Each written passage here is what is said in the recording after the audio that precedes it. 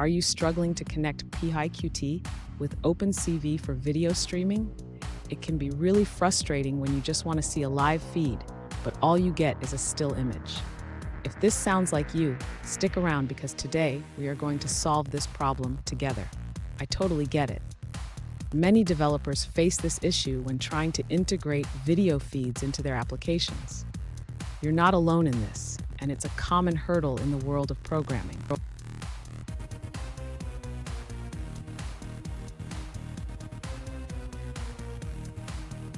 Here's the specific question we're addressing today.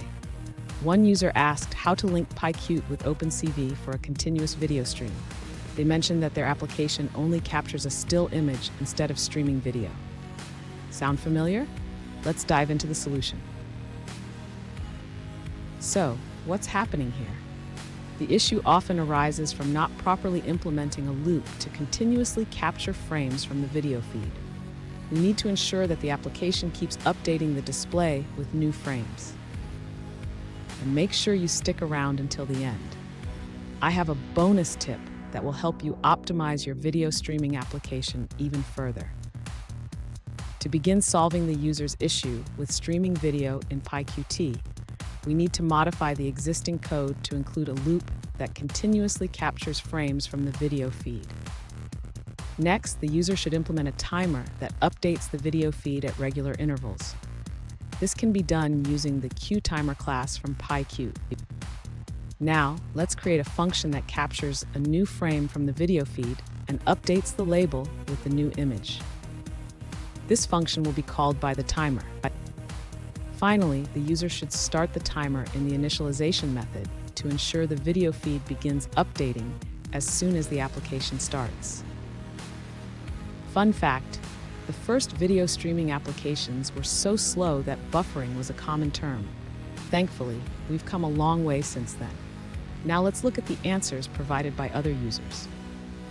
An alternative solution provided by another user involves using PySide2 and the Kimage library. This approach sets up a timer to continuously capture frames from the video feed. In this implementation, the video capture is initialized and the frame size is set. A timer is used to call the display frame function every 60 milliseconds, ensuring a smooth video stream. Let's move forward and look at another answer. An alternative solution provided by another user involves using PyQt and a different camera library called FlyCapture2.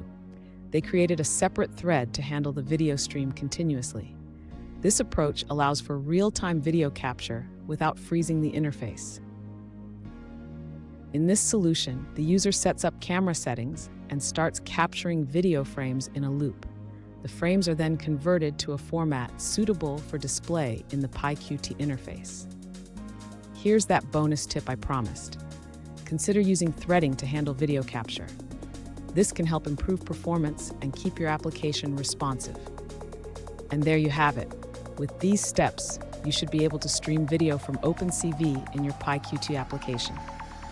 If you found this video helpful, please give it a thumbs up and subscribe for more programming tips.